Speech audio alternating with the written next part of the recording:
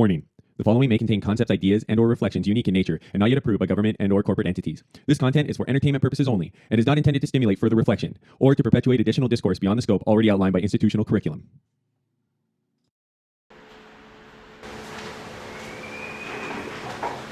Dad, Father. What do you want, Herschel? I'm trying to finish my meal. You know this was my perfect time. I've got my Colt 45.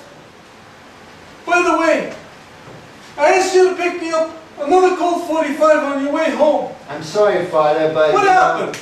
Well, I had, things I had to do. I got my studies. Things you had to do. There's a bunch of garbage. Yeah, but Father, I'm really working really hard to try to get into this education system. By the way, what's going on here? What? You haven't even touched your fried chicken and your purple drink. No, and I really appreciate Dad. It's your favorite. You love this stuff. What's wrong with you? You got something to say? You got something on your mind? Tell me. Well, I'm all ears.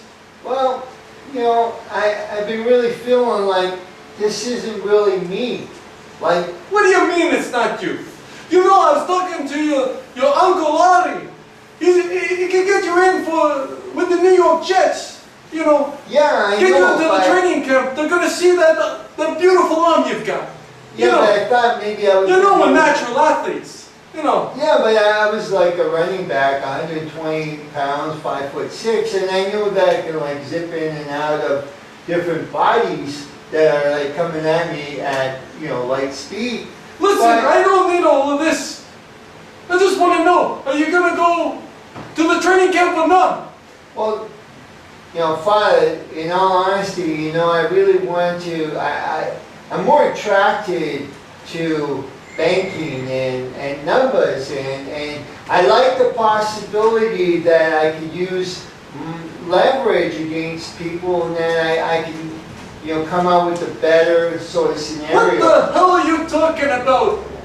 Numbers, banking, this is a bunch of garbage. Who are you? What do you think you're going to do? You think you're going to, as a Jewish man, do you think you're going to just waltz right in to the banking establishment and get a job right out of the hop? I might need to wear blackface, I know, but, These Negroes, they have the whole thing locked down. You think these people are they're very insular. Yeah, but Father... It's a club, son, and you're not invited. I'm very gifted with numbers, and I know that I You're gifted with numbers. What do you think? You think money really means anything? Well, do you think our people really... Do you think we really give a shit about money? Well, I thought maybe, I kind of do that, Look, Father. I mean, I'm working 2 jobs.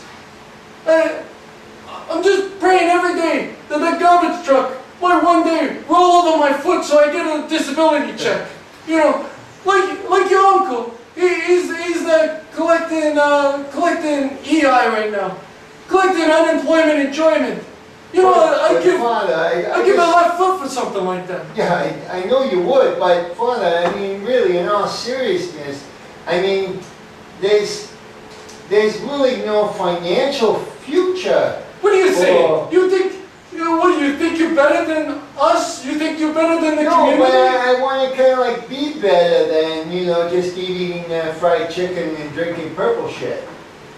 They make a big... we're big I like the purple stuff. Daddy, Dada, I don't want to you need that purple stuff, but I have no idea what's in it. I just know it's like a bunch of artificial and flavors and colors.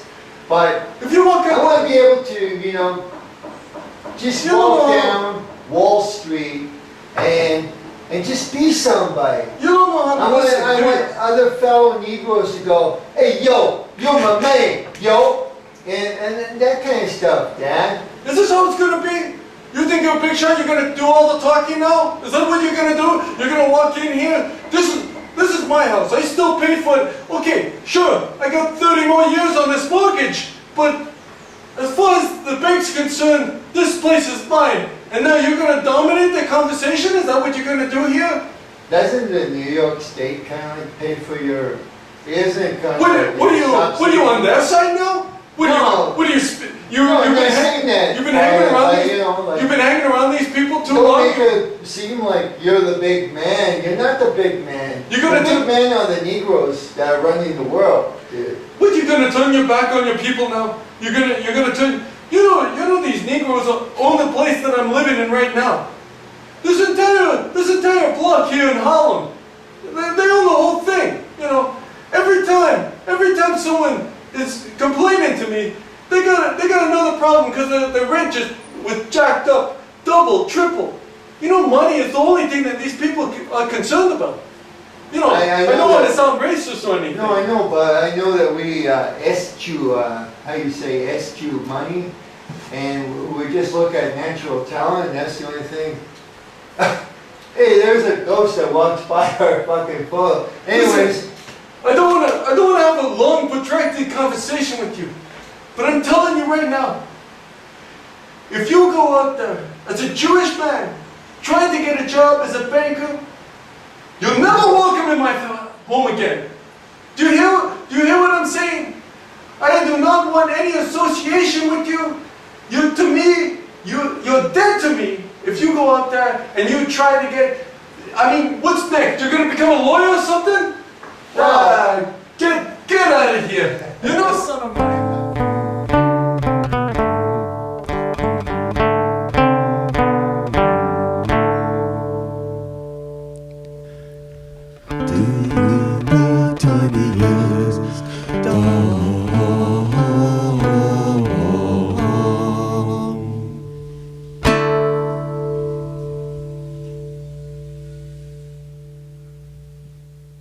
Okay, man, that was quite something, huh? Unbelievable. Maybe we'll get an Emmy for that. Sure. Well, I'm just Okay. kind of thinking what other kind of awards. I'm not up on my. So we probably want to get into a bit of explanation before people start, gnashing their teeth and pulling out their hair in anger and rage. So let's get into what this video is all about, right? Prejudice. Stereotypes. Well, what I mean is I believe it would be safe to say that prejudice has been one of those weaponized words where as soon as you say the word, people automatically have like a visceral response to it, like an immediate knee-jerk reaction because it's been something that's been ingrained, like, oh, prejudice, oh, crap, like, get away from me, prejudice. So I want to look at first the word and its etymology and stuff, and then we'll kind of get into how it could be applied. And sometimes prejudice could be a useful thing and shouldn't be shunned. So let's get into it first. First, we'll look at the standard definition of what prejudice is. So the current definition would be a preconceived opinion that is not based on reason or actual experience. They give the example prejudice against people from different backgrounds. Okay. I think we all are kind of familiar with that definition. It could be used in the law as harm or injury that results or may result from some action or judgment. Right. Okay. Give rise to prejudice in someone, make biased.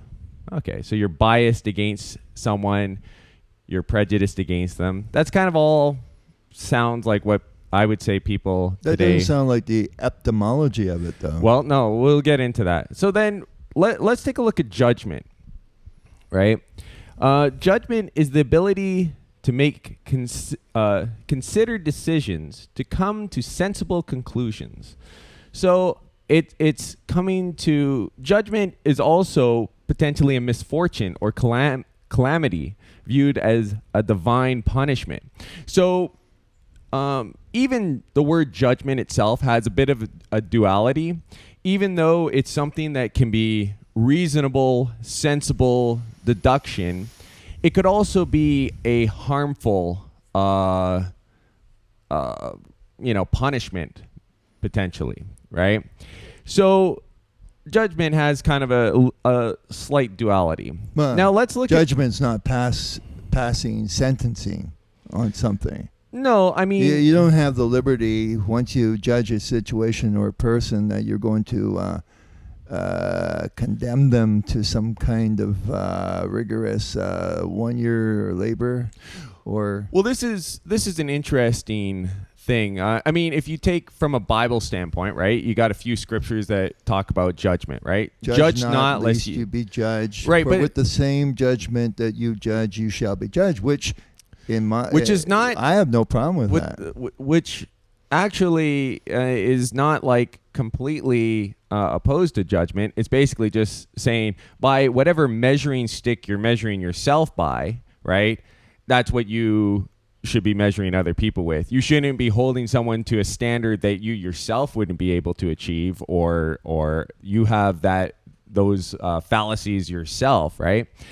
So, and then the other one is more about like only I'm being attacked. I'm being attacked. The other one is actually like being judging your immortal soul, but typically people aren't going out there condemning people to heaven or hell. So we're not in that position. I don't think that's really one that we need to cover here. But let's just get back on track. Look at the etymology of the word to the prejudice or to prejudge, because that's basically where it comes from. Juduticum is the Latin origin, obviously the same root as judgment or judgment. No, judgment would be, right? And so it does have this part here where it talks about the evolution of meaning. Anytime I see something like that, I'm pretty interested, because sometimes you could say the evolution of language can be natural and organic, and other times it can be purposefully manipulative and guiding people to make conclusions or whatever. It can be used as a weapon or a tool.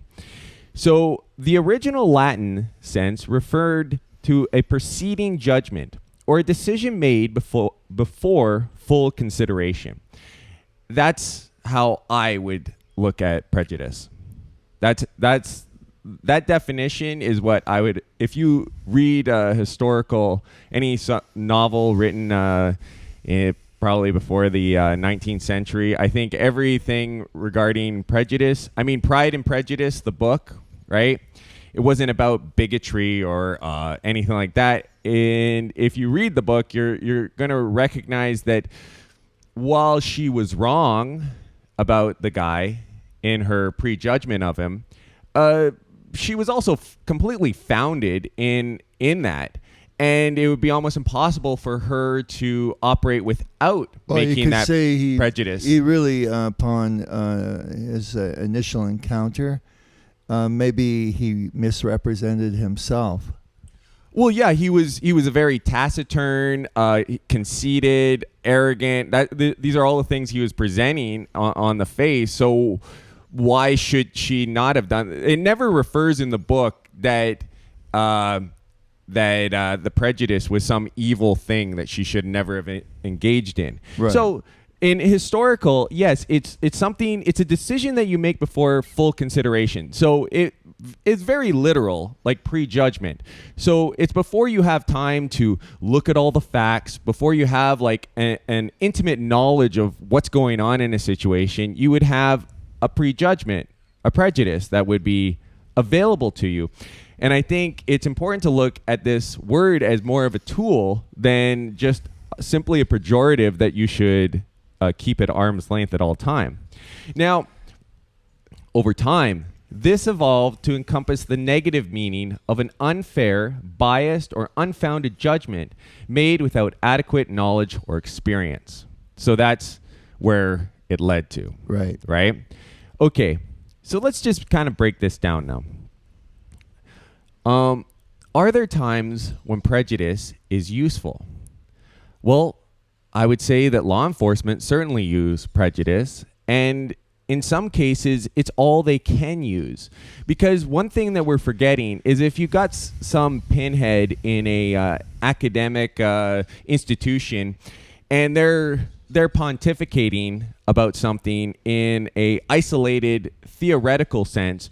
You shouldn't use prejudice. You should just use all the facts and come to a conclusive judgment of character and the qualities that someone has within themselves. Well, you could say it's really profiling, and I don't think law enforcement are the only ones that do that. It's the power of observation. Psychologists or psychiatrists or even therapists will look at the person they're either interviewing. Well, like what's this person's MO? What is their modus operandi? Are they fidgeting? Are they looking away? They can't make eye contact. The things like this that would suggest that they're hiding something. Background, appearance, ethnicity, all these things are things that are kind of like the fundamental to prejudice that you would use when you don't really know much about the person. I think the only time you could say that prejudice is negative is when people are basically using it as the way of rating people and not adjusting that base around when there's more information about a situation, right? Or maybe it's a generalization that is false, has changed. I mean, and we can kind of get into this a little bit more, but there's things that are adapted. So if we think of like a racial prejudice, right? There are things that have, but there's things that have adapted and changed over time, right?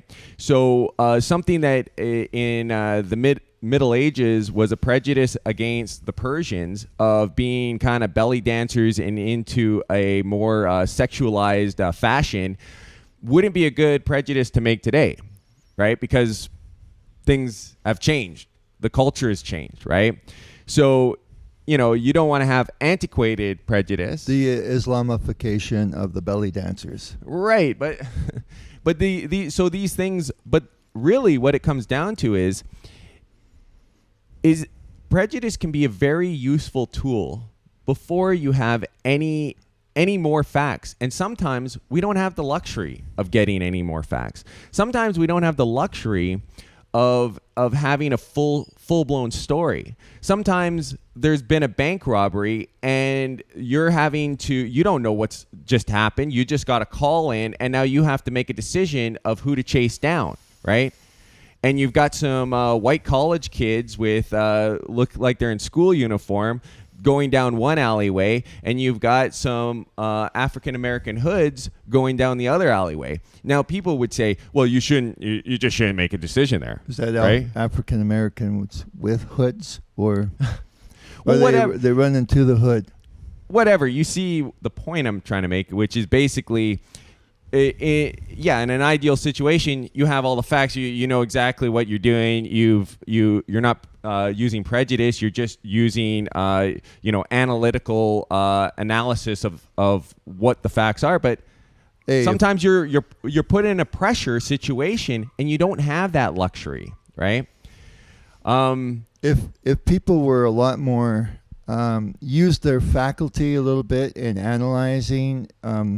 Who is around them, who they're interacting with possibly, or they want to try to avoid.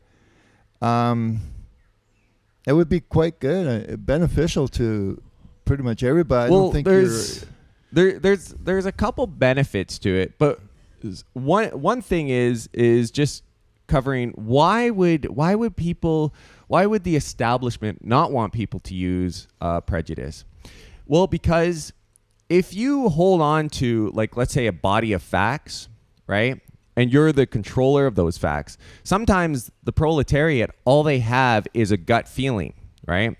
So if you tell people that having a gut feeling or following a general rule of thumb or making biased decisions without having all the facts, if you can never have all the facts, you're basically telling people, don't think, don't make a decision, right? We'll tell you what the situation is, but don't go don't go prejudging the situation yourself, right? Because we sure don't want to... Wait until we make an official declaration, and then that official declaration will be the fact. That will be the judgment, right? So in a sense, it's saying we want to get rid of prejudice is like saying we want to get rid of initial thinking. Right, critical thinking. We want to get rid of discernment in a sense of if and I was kind of thinking of this in the sense that the one thing about prejudice is that it can have more connotations of action, right? Whereas just simple assessment, like if you just replace the word prejudice with assessment, you're assessing a person, right? You might not be taking action because you're just at the assessment stage, right? Some guys walk into a liquor store with ski masks and neck tattoos, right? Well, you're assessing the situation, right? Now, if you're using prejudice, you might be pressing that alarm bell right now to get maybe the cops coming down to your liquor store. What are you using? Well, you're using your prejudice to Unless it's minus 30 out. And it's been like that for a week or two. No, but I mean, the thing is like also I think another thing that follows the taking away the value of prejudice is a lot of novels, especially crime novels, because the idea with a crime novel is to have a twist, right? So what you do is you go, well, the wife is dead. We walked in. The husband had, blood on his hand and a bloody knife that he was holding. What happened, right? And the idea of a story is that things aren't what they seem, right? So the story doesn't just go, well, yeah, obviously he killed his wife. I mean, look, he's got the blood on. I mean, what, are you stupid? Like, the evidence is right there in front of you, right? So every time we have like a mystery or a story, there's always a twist where the preconceived notions of what generally would happen in a case are always turned on their head. I guess and so to the point, author wants to make a novel out of it, not a short story. Exactly. So we've gotten used to absorbing all these stories. Now we think that the exception is the rule, right? And so we get used to this idea that women are all in NASA doing space rocketry because there was a story of a woman who was in NASA, but that's the exception to the rule. That's why it was made into a story, is because there was an interest in something that typically doesn't happen, right? We're actually told with prejudice not to look at the facts, right? If you have statistics, right, you go, well, Asians are poor drivers. Oh, well, not all Asians are poor drivers. Yeah, but the statistics, well, you can't say that. Yeah, but the statistics I'm sure are that insurance they companies also have those statistics, whether people want to be aware of it or not. Most Asians they just spread the costs over. Right. Overall. Most Asians have poor vision. This is a scientific fact that there's more you mean class Orientals, don't you? Yeah, Orientals. I thought you said Asians. Oh yeah, Orientals. Asia is a pretty big place. See, I used a fallacious prejudice there, you were anyways, afraid to actually pinpoint the group of people you were actually really wanting to. I'm going to play a little psychoanalysis. Okay, but here's the point, right? Is that if it's a fact that these people have worse vision, and yeah, you use your eyes with driving a lot, right? Now, if someone says to you and they go, but not every Oriental is a poor driver. In fact, there's some really good drivers. But that's not now you're getting into the stage of an individual, right? But there's 8.5 billion people on the planet. Right. Do you think you can go through each person's life story and have a full-length novel on who they are, what their interests are, what they like, what their talents are, what their attributes are? You can't waste that amount of time. Well, maybe a giant computer could have that information. the way that our brains have been made more efficient is to put blocks, to put people into categories and areas, and it makes it a lot more efficient to access information. You associate, boom, you go, okay, this person, if I'm going into a German bakery, I'm expecting a certain quality of baked goods just because this is what my prejudice of German bakers are.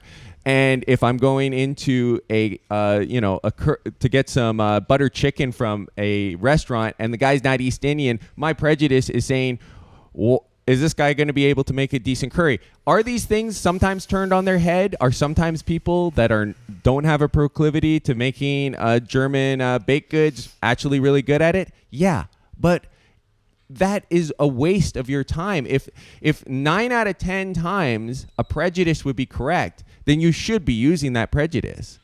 Because you're going to be, if you don't use that, that means that you're going to be wrong 9 out of 10 times, right? And how many times are you going to go down the same path and then end up having a surprise result? I can't believe that happened. I can't believe I got carjacked in that same neighborhood again. You know, you should be a preacher. Like, your nonstop verbal, Well, you got something to say? You want well, do I have step in something here? to say? Well, I was going to say that there is different other prejudices other than racial. I mean, if you happen to be behind an 80-year-old woman, or maybe someone even older than that, and they're kind of like moving very, very slowly, and they might have a cane or a walker, you're going to assume that going through the checkout's going to be a little bit slower. Oh, If yeah, you're not- for sure. Yeah. Well, also, if you're giving your car keys to someone, right? There are prejudices that you can make about each person based on like the immediate information that you don't have to ask them a questionnaire. You give that 80-year-old lady your car keys, she might ding your car up a bit, right? Yeah, okay. It's possible because you're making a prejudicial assessment without necessarily having a whole lot of facts. If you give your car keys to a young teenager, he might not ding it, but if he does get in a car accident, it could be a fiery, deadly one because we're assuming that a young man is a little bit more reckless than an 80-year-old woman, right? She might ding the car in the parking lot, backing up at like 0.0 miles an hour, right, into another vehicle. He might be in a fiery car crash going 100 miles an hour because, he's young and male and all this other stuff. So you're prejudging a situation, or you're using prejudice against, you could say it's against people, but it's really for yourself, right? And if you have the luxury to get more information, you could go, oh, well, this young man is actually, I know him. He's a lot more responsible than a lot of other young men out there, right? Okay. But you have to start from somewhere, right? You have to start from a platform, and using generalizations is generally a good idea. Right. It's just that simple. It's a fundamental part. No, there's nothing complicated about it. Yeah, it's a fundamental part about just assessing things in a rapid fire, right? And so we do want there's a lot of different there's like mind tricks or like different things to expose people's prejudice. But the reality is that if people follow a prejudice that's not like a rigged market or a rigged test or evaluation, then you end up finding that the reason why these people have this prejudice is because it's been proven right. The statistics are in their favor. Even if it's only 60%, your prejudice is right 60% of the time, it's still more valuable to have that prejudice than to just go, well, I don't look at people and what they look like. I just maybe the guy who's 600 pounds doesn't overeat and does a lot of exercise. How would I know? He's a gym instructor. Yeah, like, come on. Eventually, maybe the guy with a nose ring and neck tattoos is really just a good family man for my daughter and is going to be he's going to start a great family with her. Right? I'm sure that he's not into any sort of drugs or or substance abuse, right? And so when you start like analyzing it, you think of how many areas prejudice actually is a positive force for being critical. And even criticizing is kind of like a word that's almost becoming pejorative. Like you shouldn't be critical. You shouldn't be critical of other people. Go ahead. Well, you could reserve the right to change your mind. Well, and I'm glad you said that, because then there's another thing, right? Let's just say you're in that group that is receiving prejudice, right? But there's obviously a reason why people would think that, right? There's probably a reason why Japanese think that Americans are loud and obnoxious on a train system. It's probably not something that was spawned just out of an ether somewhere. There's probably some experiences that they've experienced that are informing that. So now, as a prejudice group, you can go, now I have a question to make. I can accept what's happened. I can accept the characteristics of my people, and I can either go, you know what? I think this needs to change. I think we need to be a little bit quieter on the train systems. Or you go, you know what? This is what we do, and I'm fine with that. I don't care, right? Well, that's just who we are. Right? I don't know if you would agree with me, but we find that people down here are much more inclined to talk at full volume on their cell phone, no matter where they are. Well, they might tone it down or just a bit on the bus listening to somewhere. Music, like just with the speaker on. Well, thank God they don't got the old ghetto blasters of the 70s. Right, but so there's a thing, in a sense, what you're getting from prejudice is you're also getting an actual unbiased outside assessment of your group and what your group is like. I would say that I'm a Christian, so in that realm, if I say that I'm a Christian, there are a lot of things that would be associated with Christianity that would be people would be prejudicial. And you know what? In a lot of cases, they're right. Maybe in some cases they're not right about me, but why would I be upset about a prejudice that's correct 9 times out of 10? For most Christians, that statement is true. For the vast majority, right? So now I could go, well, maybe something in the church needs to change, right? Maybe a money-driven church is something that is turned people off, right? It's an accurate assessment. You shouldn't be feeling like that this is, if you get rid of criticism, you get rid of the root problem. That's insane. Yeah. No, I'm being distracted by these ants crawling around on the floor. He's got a bit of attention deficit disorder sometimes. I don't mean to be prejudicial or anything, dude. No, it's your assessment of knowing me for 37 years. And so if you think about it, if we get rid of the prejudicial side of our brain, we're getting rid of the fundamental part of cognizant thought. It's the precursor. If you want to think about it as a precursor to having judgment, right?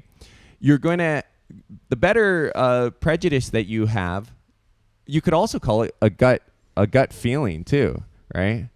I mean, that's what they used to talk about.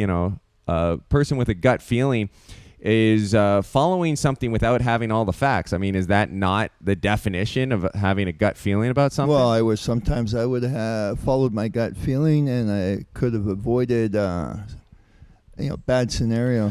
Well, I got a little example, and this isn't meant to offend anybody, but this is a true story. So when I was living in Quebec, there was there's a Mexican guy from Guadalajara. He actually had like red hair. He didn't really look like traditionally Mexican, but he was like legally in Canada on like whatever visa or residency. He had been there for like 10 years or whatever.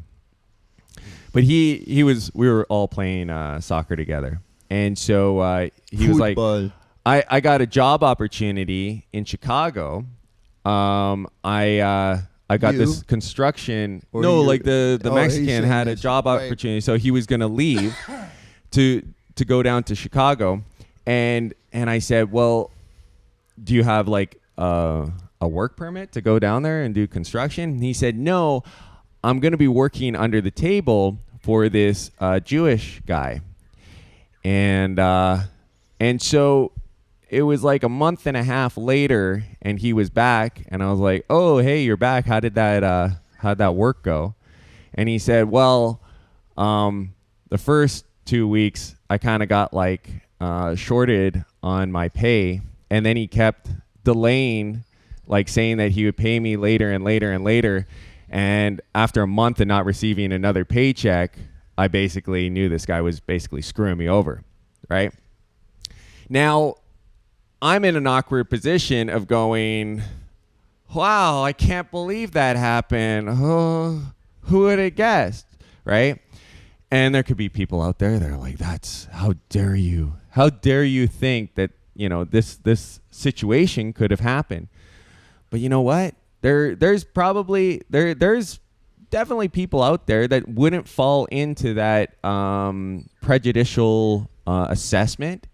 But you know what? It's way more going efficient. Down there without a work visa is putting yourself in a vulnerable position. Well, yeah, it's more no matter than what the employer was. Right, it was more than just race, right? That was involved in it. But when you stack all the things on top of each other, this is a short statement the guy made. I'm working under the table. I'm working in construction for a Hebrew man, and that wasn't that much information. I don't think that you could say I had enough information to make a critical judgment call. But so it was a prejudicial judgment that I made, and in that case, it turned out to be right. If I was him, I wouldn't have done that. Like I wouldn't have gone for that job because I'd be using my prejudice. Maybe people think that would be bad and hateful, but you know what? It can serve you. It can serve the individual well.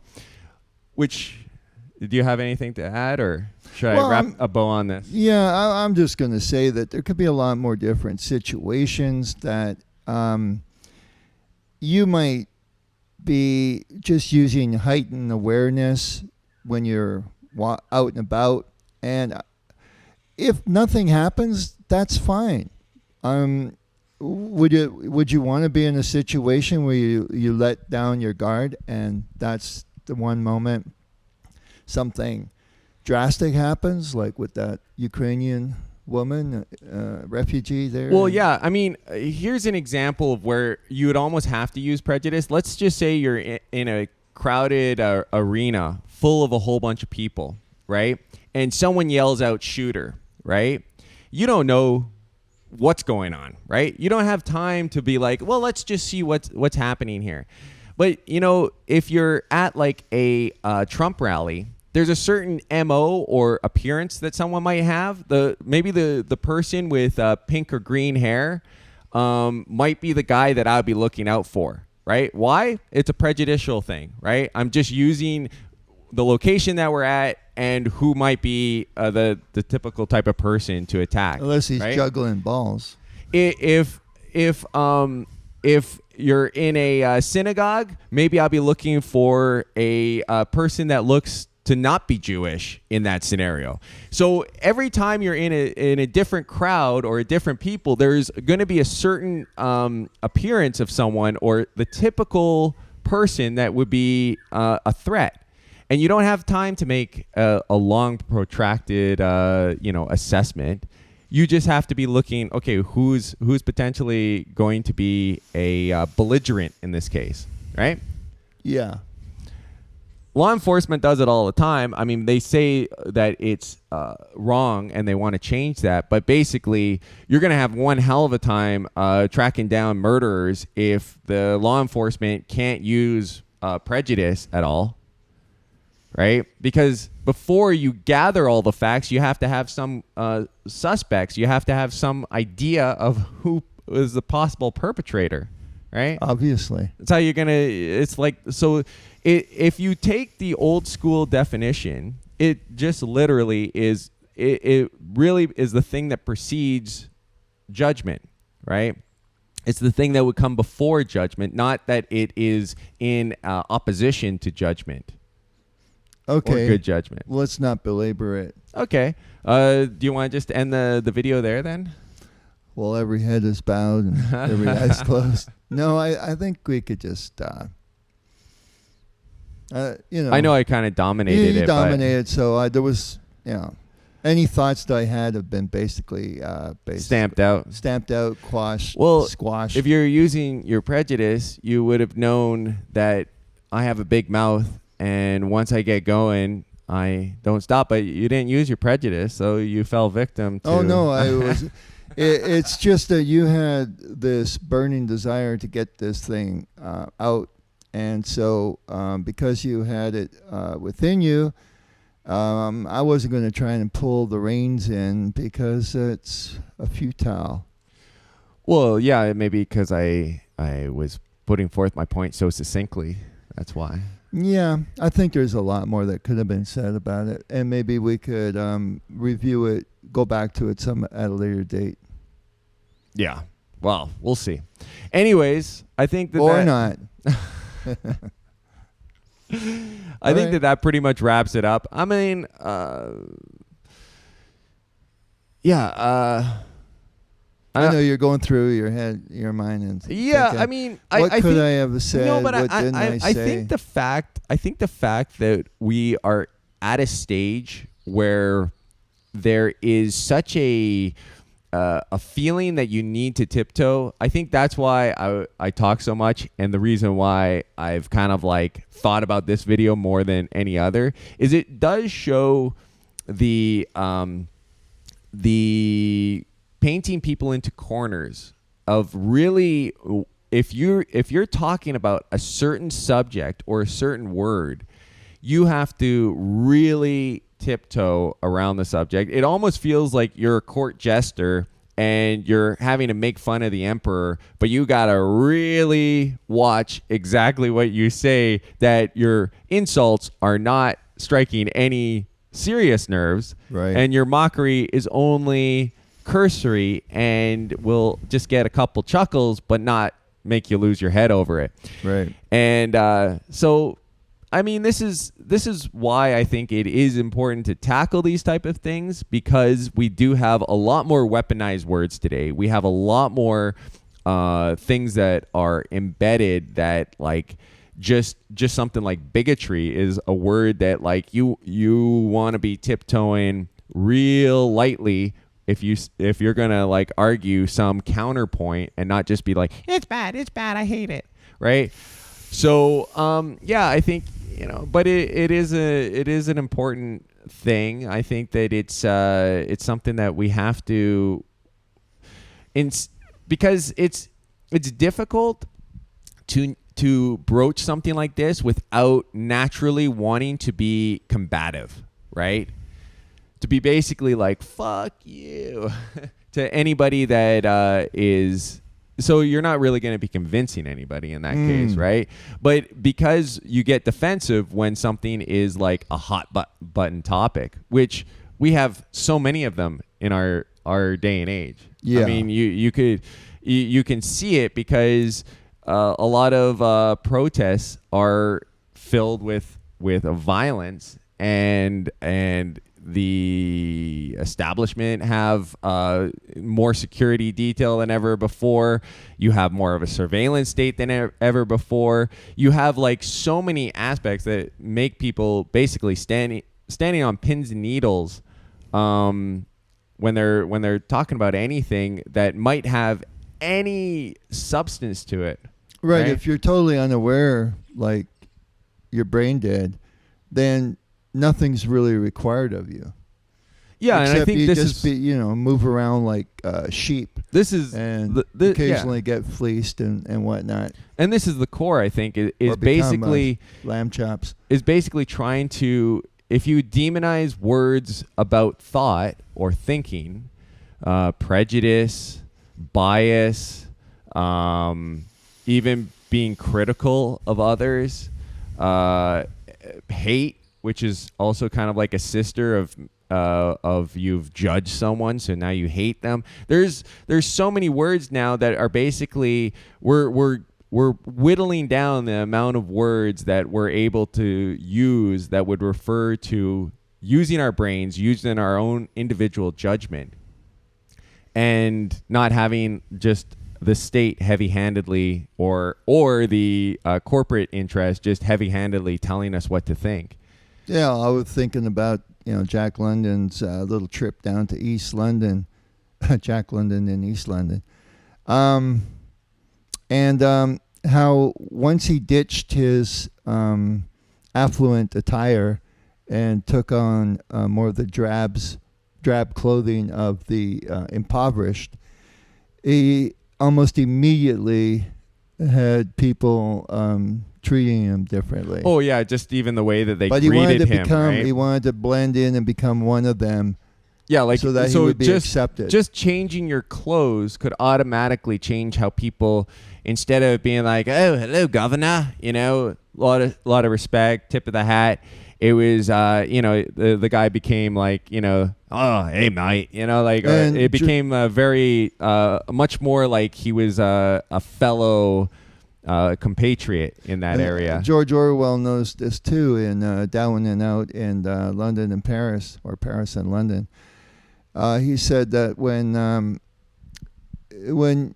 he got into his more impoverished state and started wearing really raggedy clothing, that women would totally avoid looking at him, which wasn't quite the case, I guess, when he was dressed well. So he knows that the first thing is women won't look at you. Yeah, no, I mean, I believe it. But it also. Now you take maybe growing your hair out a little bit longer and not shaving, and that takes on a whole 70s and stuff. Oh yeah, it takes on a whole other dimension. And I've got so many stories of people who were apprehended by the cops simply because they had long hair and roughed up a bit. My own experiences as well. Yeah. But that's for another story. But at the same time, in a sense, it's not like right or wrong in a sense. It's just the reality of the situation. Because the Hells Angels were long hair and beards and stuff like this. Yeah. So there was a lot more, and the drugs flowing in and out of the country. A lot of people with long hair were the ones not only consuming but potentially dealing it. So from the police officer's standpoint, even though it was wrong that you got picked out, it was just a part of their profiling, which was based around the generality of people that look like that. And the thing that, in a way, people understanding the way customs or border people would stereotype or profile a person. So the criminals got really quickly wise to that and would definitely send maybe a car with a family in it, full of contraband. Of course, Oh yeah. That lasted for a while until you get clean cut until the border patrol or the border guards and the whole system actually became wise to it. So now they realize, it could be anybody. Now, for myself, I would say the most judicial way is you check and inspect everybody. Yeah, but practically speaking, you can't do that. That's the thing. Is like it shows the impracticality. It goes to anybody. I mean, you're gonna grind all travel to a halt if you start basically just everybody gets searched, everybody gets anal probed. I mean, it sounds like a utopia, but the reality is that there's no lubricant, so it can't be that utopic. Well, and you're basically you're not gonna be traveling. You're gonna have like ungodly amount of like lineups, and people are just gonna give up on traveling anywhere just because it's so onerous. Yeah, so but this whole globalization, this mass amount of travel. The amount of people that traveled, let's say 100 years ago into another country, well, usually it was by boat. I mean, that's, a long trip. And so, and there was a lot less shipment of goods around the planet. I mean, now it's like it's bizarre. It's this globalization, this movement of goods around the planet. It makes trying to contain or contraband, whether it's the illegal movement of people, slaves, things that you particularly don't want, and it could even be counterfeit. If we're going to talk about global logistical chains, maybe we should have that as a different video. Sure, but rather than how dynamic you can be to get off topic is about as quick as possible. Well, being on maybe it topic shows in a maybe rigid it shows sort of way was a little bit stifling, I guess. I think maybe if I was to put my psychology cap on, I think that you're innately afraid of covering something like this because you don't want to be judged by the people out there who might end up eventually watching this. He looks like a racist bastard. But this is the state of fear that people are existing in, and I think it does show how little freedom of speech we really have. When most people are beating around the bush, they're talking about everything that's light duty, everything that's like inconsequential. These are the things that we're focused on, and anything that has a little bit more meaning that might affect you, your life, your prosperity, your existence. These are things that don't judge. Just don't judge. Don't think. Just don't think. And eventually, people are everybody that's afraid of sticking their head out of the collective. No, but out of the collective, we're like we're huddled in these tall grasses, and nobody wants to be the first person to stick their head out of the grass and be like, "Well, I had a thought," and boom, And so this is the nature now, and so it's very much like George Orwell, 1984. Wrong think.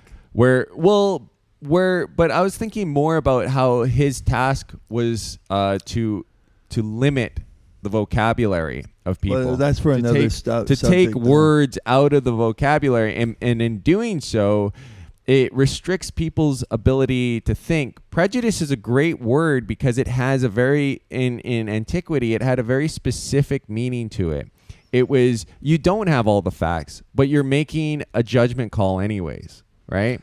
But that's a useful thing that has its function. If you want to get a good bag of chips, you got to look at the ingredients. And if you see there's nothing on the shelves with some decent ingredients, then you say, well, I'm going to just have to pass up on that bag of chips. Yeah. It's as simple as that, man. See, he goes to the most basic, banal primordial thing. Oh, hey, don't say anything bad about chips and judging chips. All chips are the same. I don't believe that. No, they might taste the same, but it's the that's also bullshit too. So, anyways, right. I think we're getting bogged down in this topic. I think we've said pretty much everything. I know you have. Anyways, I think we'll leave it there. It's been a long enough video, and food for thought. Let's maybe try thinking for ourselves for a change. Yeah. All right. Later, guys. We'll see you tomorrow.